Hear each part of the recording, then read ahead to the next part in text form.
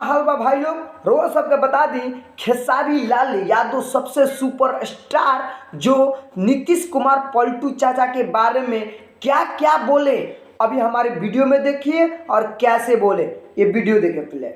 मंच नहीं है हमारा, सिनेमा का मंच है, लेकिन मैं इतना ही बताना चाहता हूं कि जब तक आप किसी दूसरे के लिए काम करिएगा ना, तब तक आप अपने जीवन में ना अपने लिए कुछ कर पाइएगा और ना ही अपने बच्चों के लिए। और हमारा बिहार प्रॉब्लम में जानते हैं क्यों है? बिहार प्रॉब्लम में इसलिए है कि आप अपने बच्चों के लिए कभी कोई काम ही नहीं किए।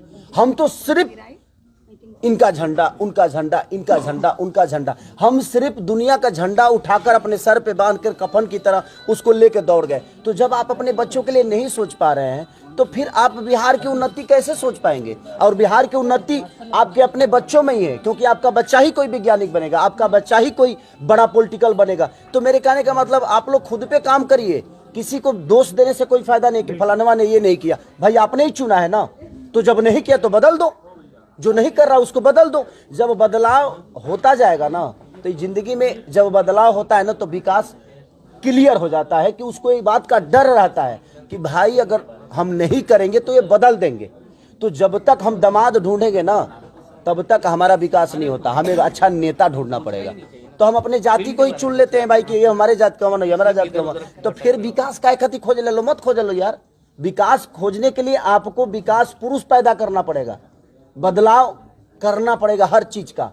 बदलता अच्छे बताओ, घर निमन लगेला तब जब ओकर रिवोल्यूशन होला, पेंटिंग होई ना तो ओकरा के बदलाव तो तबे होई कि जब आप रिवोल्यूशन करेंगे अपने जीवन में।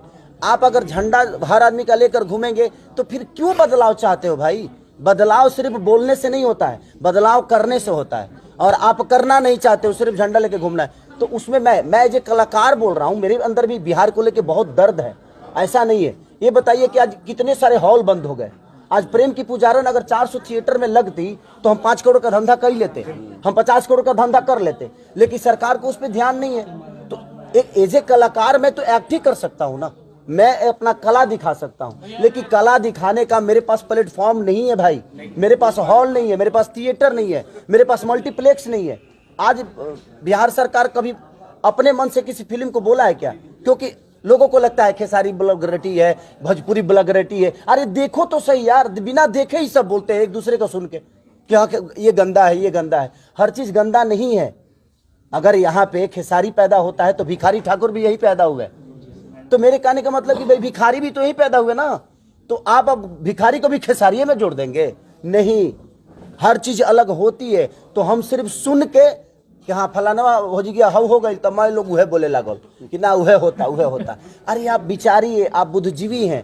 हर आदमी अगर सोच के बोलेगा, हर आदमी अगर परख के बोलेगा, हर आदमी अगर आज मान के चलिए कि कम से कम 400 से 500 थिएटर था ना पहले, तो थिएटर 500 था, आज ज्यादा से ज्यादा 50 बच गए हैं। तो आप मेरे को, मैं सामान तो बेहतर बना लेता हूँ, लेकिन मेरे पास बेचने की दुकान ही नहीं होगी तो क्या करूँ? गोदाम में रख दूँ।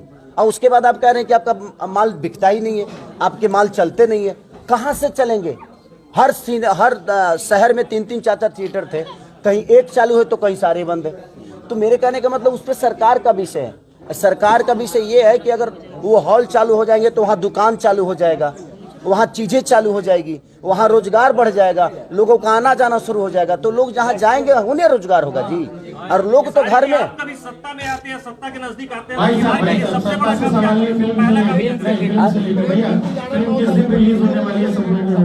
सत्ता में आऊंगा तो सबसे पहले कम से कम 5000 थिएटर खुलवा दूंगा। ये वीडियो में देखिए क्या क्या बोले। अगर अच्छा लगा हो तो प्लीज एक सब्सक्राइब कीजिए। धन्यवाद।